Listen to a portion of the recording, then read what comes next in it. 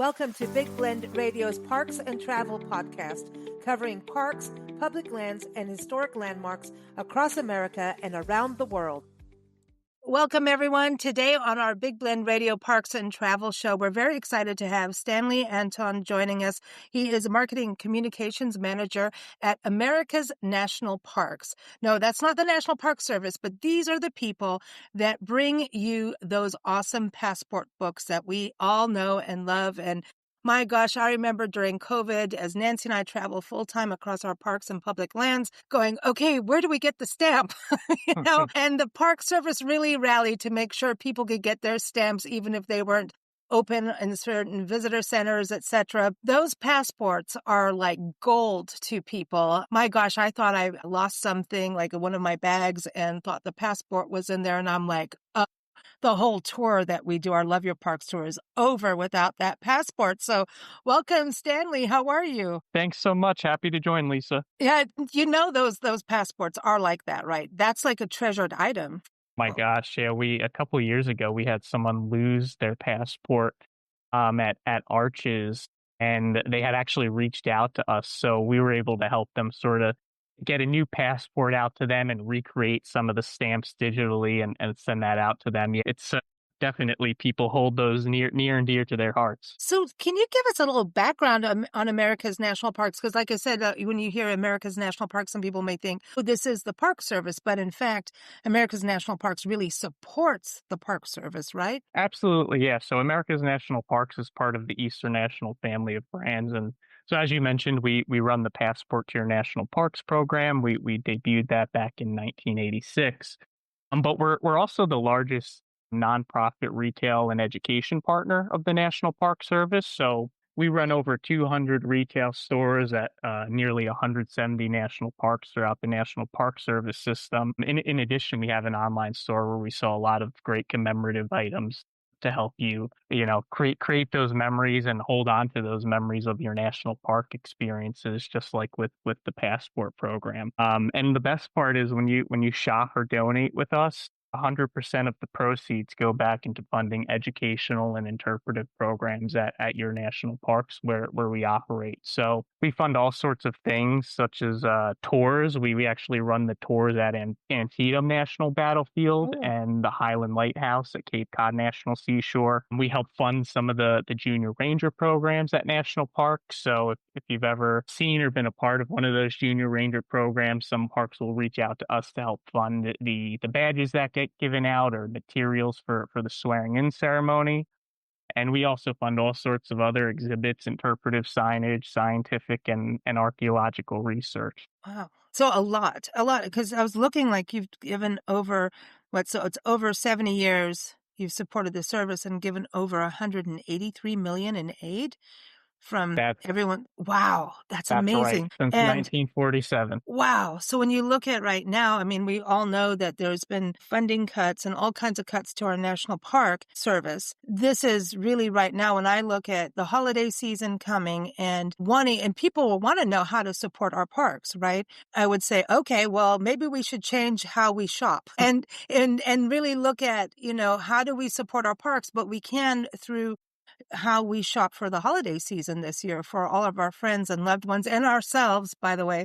Just saying for myself, I'll be doing that. If you're a park lover, this is the way to go. And you can go to americasnationalparks.org, and we've got some great, exciting news about the passport program because America is celebrating 250 years next year. So yeah, I think what you do is really crucial, and this is an easy way for people to support their parks right now and be part of that, and let people know, hey, yeah, you love parks.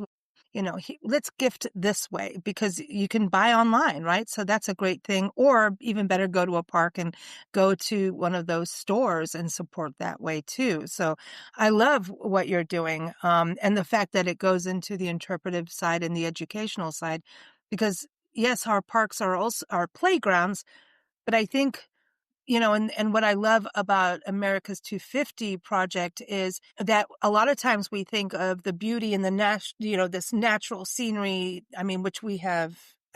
Our country is just mind-blowing gorgeous, right? And we have amazing wildlife and, just it's It's beautiful. We traveled this full time, so I'm just saying, y'all, it's awesome. But our historic sites are actually, they make up most of our National Park Service, right? The historic sites that people may not realize. Yeah, that's absolutely right. And you mentioned there the America's 250th celebration. So largely what the nation is looking towards is that big one next year, July 4th, 2026, the 250th anniversary of the signing of the Declaration of Independence. What people might not know is there's nearly 50 national parks in the National Park Service system that commemorate the American Revolution, and a lot of those parks have some really great programs coming up, and that have already happened. And so, through people shopping and donating at our stores, we were able to deliver a $250,000 grant to 11 national parks commemorating the American Revolution. And there's some really great programs that have happened this year already and that are coming up. So this past April 19th, we celebrated the 250th anniversary of the Battle of Lexington and Concord, the shot heard around the Mm-hmm. world. So about a year prior to that, the National Park Service actually discovered some of the musket balls from that battle. I mean, for a long time, they didn't really have a great way to exhibit those muskets, and so through this grant program, a portion of those funds went to Minuteman National Historical Park to be able to allow them to have a permanent exhibit. So now, anytime a visitor goes to Minuteman National Historical Park, you can literally see a piece of history, those muskets that were from that Battle of Lexington and Concord. And there's really some great programs. I'll mention one other that's coming up soon. So September 13th and 14th at Springfield Armory National Historic Site up in Massachusetts, they have a great program called Preparing the Noble Train that's coming up. It's part of their 250th kickoff anniversary celebration. So that site focuses on Henry Knox and how the Continental Army built up their munitions and were able to transport them to all the sites they needed to. So really great event. There's going to be hands-on activities, living history demonstrations, woodworking, blacksmithing, and there's a new exhibit opening up as well at that event. This is exciting for people. And I want listeners, please know in the episode notes, I've got links over to America's nationalparks.org and also a link over to what they're doing for America's 250. So you'll be able to see these sites and the programs, everything that Stanley's talking about. And also we've got a couple articles that travel writer Debbie Stone wrote about Lexington and Concord. She attended that actually last year. So we'll put those links in there. So there's some backup so you can geek out on that because you may want to visit coming up with this big celebration in mind. And I say celebrate now. Get out there and enjoy. And the one thing I want to talk about in celebration of the 250th is you have a new passport coming out later this year that people can watch out for. And I want to say is one of the best things do you have a newsletter for people to sign up for to know about this passport when it gets released? And we want to hear about it. But is that the best way, social media, to keep up with all your projects? Yeah, certainly follow us on social media, sign up to our newsletter either through shopamp.org or americasnationalparks.org. But yeah, we're really excited later this year to be unveiling a new addition to the Passport to Your National Parks family, and it's called Passport to the American Revolution. So it takes users and travelers on a journey through those nearly 50 historic sites and battlefields that commemorate the American Revolution and these core moments that really helped build the nation. So it features an amazing timeline of the American Revolution, some unique stories, maybe some characters you've heard of, maybe some lesser known characters and stories. And it'll also have spots for new ink cancellation stampers that will be delivered to all 433 national parks soon. And these new stampers have the official America 250 commission logo in the middle of it. So it's going to be a really great book, and again take users on this journey to create memories around this semi quincentennial event that's happening. It only comes around every 250 years. Yeah.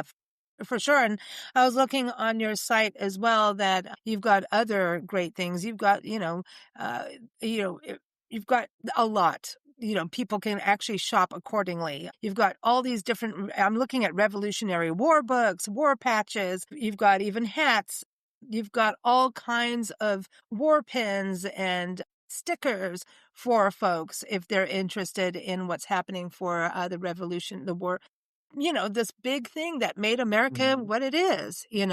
So there's a Yeah, lot. two things I'll point people to in particular. We actually have a publishing department as well. So Mm, sometimes national parks you may not be able to go to a big box publisher to get a unique type of book published will come to us, and we help them package, write that book, and publish it out to the world. So for those who are interested in learning more about the American Revolution, two great books that we publish and sell. One of them is called The American Revolution. It's the official National Park Service handbook. It's about 100 pages, very accessible, fully color illustrated, has a great timeline of the war, some stories about the particular battles, and it really takes you on a great entry level journey through the American Revolution. So I highly recommend that if someone's looking to learn a little bit more about what that war was all about in advance of some of their travel and trips to these sites. And one other book that's really interesting that I read for the first time this year, it's called Private Yankee Doodle. It was written and by J.P. Martin, Joseph Plum Martin. He was a Revolutionary War soldier, and his journals from that he chronicled during the Revolutionary War were discovered by the National Park Service, and we were able to publish them. It's an incredible insight into the day-to-day grind that a lot of these Revolutionary War soldiers went through. We think about a lot of the historic documentation that we have about the war, and a lot of that comes from the higher level people, right? Your generals, General Washington, and others that are of high rank. But this book is really, I found it fascinating because it takes you through just a regular soldier's journey and a lot of the struggles they went through with those cold winters at Morristown and Valley mm, Forge. But you also get a little comic relief. You get to see a little bit of the pranks that the soldiers would play on each other. Some of the gripes, just like you may in the past have had a boss that you had some gripe with. These soldiers talk about their gripe with some of the higher level generals and lieutenants. So really a great read. I think what's so great, like you're saying, to read it before you go, because it's the same thing as I always say, go to the visitor centers, try and take a tour with a ranger, those kind of things, because then when you're actually touring the sites, you really get full knowledge. We went to Gettysburg. Yeah, I know that's a different war, but we went to Gettysburg and luckily had done a gazillion interviews about Gettysburg before we went. And it was also during COVID and I think it was like when people were first let out. So there was just like tons of people and it was a really overwhelming experience. But having that intel beforehand really helped guide us to understand. And the biggest part of the overwhelming was just like, wow, this went on here and how much death actually happened. That sounds awful, but it's true. It was very, and just to think that this war happened in this town with people and kids and women and, it was a huge feeling. And I think it's important to know. So you're seeing all these monuments and statues and you need to understand why they're there. So it's not just, hey, that's a nice piece of art and someone's name on it. You know what I mean? Or a state's Mhm. name, so you really have that insight. And that's what I love about what America's National Parks is doing is, you're giving tangible education. And that's really crucial. The Junior Rangers program, I want to touch on that a little bit more, but I one of the things that really caught my eye on your site is Skuggs, the patriot squirrel who helped save America. Just saying, for your kids, it looks really cool. Yeah, we want Mhm. Skuggs to help teach because it's hard to teach, this kind of history. So I think that's the other thing. You're doing a great job in helping to interpret history for kids because it's in school, it's hard, here's your paragraph in a textbook and teachers, they need all the resources they can get too, and they do an awesome job. But I think families going to these sites and having some kind of tool to help them, guide them is important too. So do you see that in what happens in your shops, whether it's, the actual retail stores in the parks or online, that the kids side is important? Yeah, absolutely. At our core, everything we do has some sort of educational lean to it, right? So you might not think of a T-shirt as educational, but you bet that every hang tag on every T-shirt we sell has some sort of interpretive or educational copy about the site that you're at. Similar with our online store, every bit of product we put out there has some sort of educational information about the park. And yeah, Scuds is a great book that we publish. We publish a number of great kids activity guides and books, and we really want to extend that experience beyond the national park visit, right? So kid with their parents on vacation. They're in the park, they're having a great time, but at some point they have to leave the park, and we want them to keep learning after that moment. So whether it's again, we sell a Scugs companion plush, whether it's something like that helps them remember that trip to Independence Hall, or it's one of these educational books that we sell. Um, yeah, it's definitely a big part of what we do. Ah, it's awesome. I'm a junior ranger program too, because that gets kids active in the parks. We've had kids actually tell us off in a park once. It was Sequoia National Park, one of the first time, I think it was the first junior ranger program our pink sock monkey Priscilla did. She's our mascot on our Love Your Parks tour. We were off and we did this hike, and this big golden marmot, who we now call Goldie because he does hang out on this trail, and we've met him more than once, decided that he liked my mom, Nancy. And this kid comes up and goes, and the marmot was just going up to her. So, people have been feeding the marmot and shouldn't be. But this little boy comes up to my mom, Nancy, and goes, just like in this book, you're not supposed to be close to the animals. You need to step away. Like, we're sitting there going, this is so awesome. And then I remember once we were in Pinnacles National Park in California. It's all the same time frame, and we were looking at these giant pinnacles, right? These just rock formations that are mind blowing. And we'd come out of this cave and we were hiking at the top of this thing, looking at other people way at the top, going like, you guys are nuts, but that's super cool. And we were talking, there was 3 kids and a mom, and they were they were doing their project book, the Junior Rangers project book. And we were sitting there going, oh, I wonder about this and that. And the kids just turned around. Right here, it says this. It's like they take actual ownership of the information, and it's like a scavenger hunt for them almost. So that's part of what you do too, right? Is help that, move forward with the badges, because they really want to earn those badges and they want recognition for what they've gone through in the parks because they're learning stuff. And I think they drag their parents into learning more than the parents may know. Yeah, absolutely. The National Park Service's Junior Ranger programs are incredible. I think they're recommended for ages 5 to 13, but we've seen many photos of people of all ages really enjoying those programs. And yeah, we're grateful that we can help support those programs. Some of our funds at work go back to those parks to help support their Junior Ranger programs. So if a park is looking for funding for more of those badges or for activity books to help their Junior Ranger programs thrive, they'll come to us, and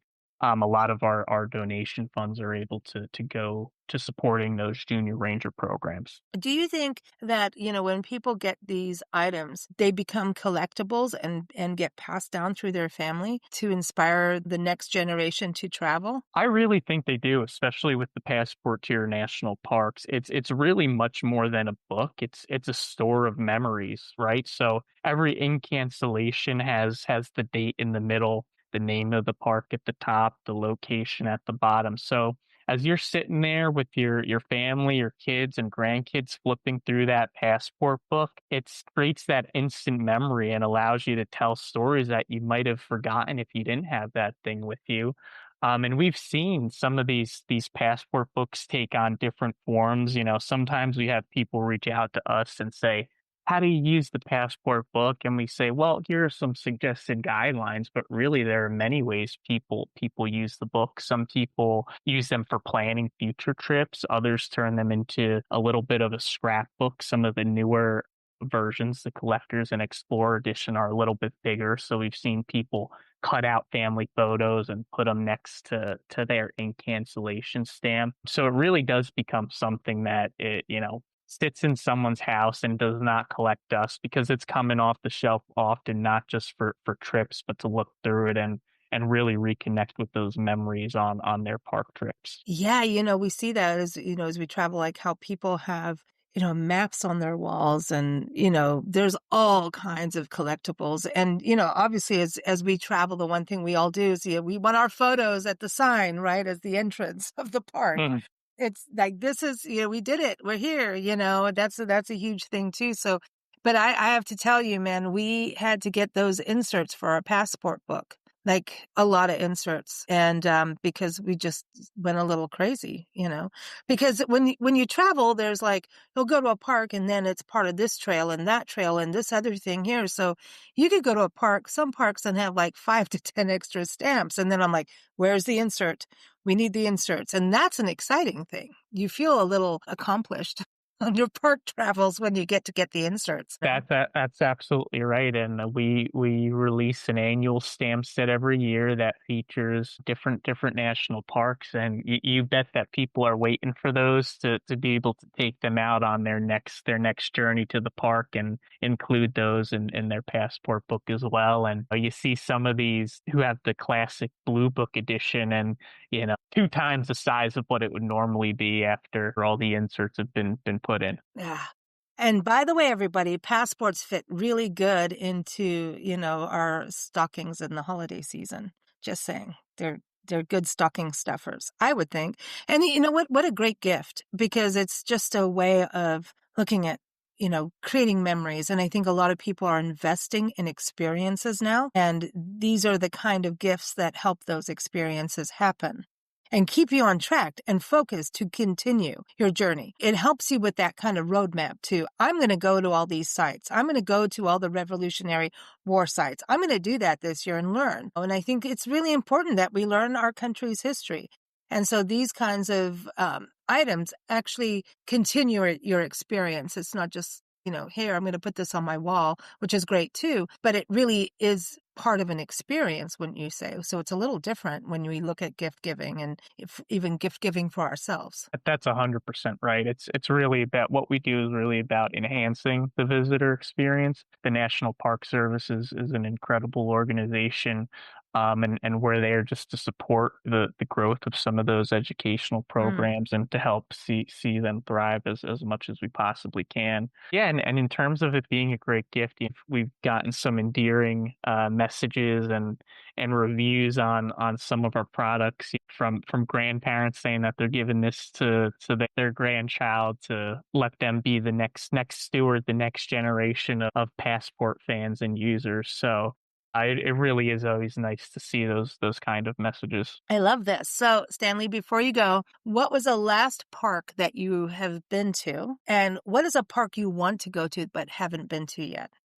Great question. We I got we got to talk parks here. This is important. Yeah, I was recently at Steamtown National Historic Site in Scranton, Oh, Pennsylvania. I mean, I was not a train kid growing up, but boy, I wish I was because it was a fascinating site. So it takes you through the history of steam locomotives. They have all sorts of awesome train engines that you can get in and tour through. They tell you how steam engines work. To me, I'll give you one bit. The most fascinating thing was the postal cars. They had these big hook-like arms that they would put the mail bags on, hang them outside the moving train, and drop them at designated drop oh, locations. wow. Meanwhile, a few hundred yards down, you'd have the postman ready to hook the bag on for the outgoing mail. So that was really cool to learn about. And my wife and I also took a trip to Great Smoky Mountains for the first time this past June. So that was, absolutely incredible. The wildlife, the views, everything was absolutely. It's incredible, isn't it? And it spans 2 states there too. Oh yeah, the Smokies are great. And I'm so glad you went back there because they need support after Hurricane Helene and everything. And Blue Ridge Parkway is open in North Carolina finally, just open. So I encourage people for fall colors. You cannot beat the Blue Ridge Mountains and like Virginia, New River Gorge area, Asheville, all that, the fall colors. I don't know, man. I get giddy at when we have spring green, but the fall colors, I swear it does something to your body and your emotions and your psyche. It makes you just a little giddy or a lot, like if you're me. I get giddy. The colors are just, yeah. And Smoky Mountains in the fall, that's the first time we got to experience it a few years back. It was the fall and we got to see elk with their babies and yeah. So where do you want to go to next? So I think the next park I'd like to go to is Sequoia National Park. I've heard from a lot of people that it's, one of the more beautiful parks that you wouldn't necessarily think is at the top of people's lists. But time and time again, when I ask, hey, so what's your favorite park you've been to? Sequoia keeps popping up at the top of lists there. So I think I might have to check out what's going on out there. Highly, highly recommend. In fact, we have a podcast, California Sequoia Country, every first Thursday, y'all, that airs, and we interview park rangers and from there. And Sequoia National Park has been a mainstay in our travels, and it's the world's largest living thing by volume. These giant sequoia trees, and you watch people drive from the foothills at the entrance of Sequoia Park. You go through the foothills, which is like oak, and like if you're in spring, the wildflowers are popping there first. And you go up. And by the way, the fall colors also happen in certain areas. And it's connected to Kings Canyon. So you've got also 2 of the oldest national park units in our country. As you drive up and you see people see a sequoia for the first time, they literally slam on brakes. Luckily, we're all going slow. But it's this just odd jaw-dropping awesomeness, like when you first experience it. And even driving in, the opportunity to see bears is really real. Most bears I've seen are actually on the roadways, the main ones. And it's so accessible. There are just easy hikes if you're a family or if you have someone who is, need in a wheelchair or something like that. They have where you can go around a meadow, and even then you can see a bear, and you can see deer. You can see you will see the biggest trees in the world, no matter what your accessibility level is. It's incredible. The word that I always hear is awe-inspiring, and I think you've helped sell me there. So I'm booking my. You have to go. Yeah, you go to Sequoia National Park. You can go to Kings Canyon from there, and Kings Canyon, certain parts of it are closed in the winter. Just telling everyone, but you can still go there. And there's Hume Lake, and there are actual trees that you can go into that have fallen down over the years. Yeah, there's one guy, Mr. Tharp's Log. That's what it's called. Tharp's Log in Crescent Meadow in Sequoia National Park. And this is really open in spring and summer. He used to live in a tree while he herded his cattle there. This is before it became a national park. Isn't that insane? Like he lived in a tree inside a fallen down sequoia tree. And you can go in there. Yeah, you've got to go. You have to go. I mean, I will sit on here for an hour and tell you all the reasons why you must go, but you must go. And then from there, go to Pinnacles National Park, and you're close to Yosemite. So you can do like 4 national parks in one trip. I think that's the right way to do it. And then you got Death Valley too, if you want to do some desert. And then you can go to Muir Woods and then Golden Gate National Recreation Area, Point Reyes National Seashore.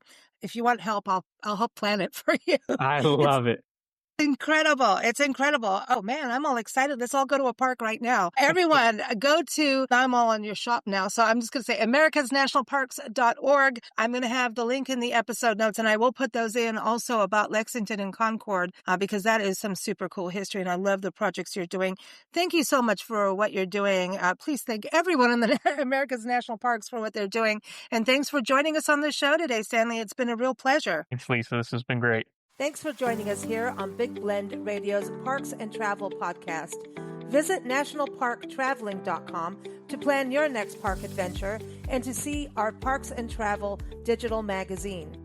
You can keep up with our shows at bigblendradio.com.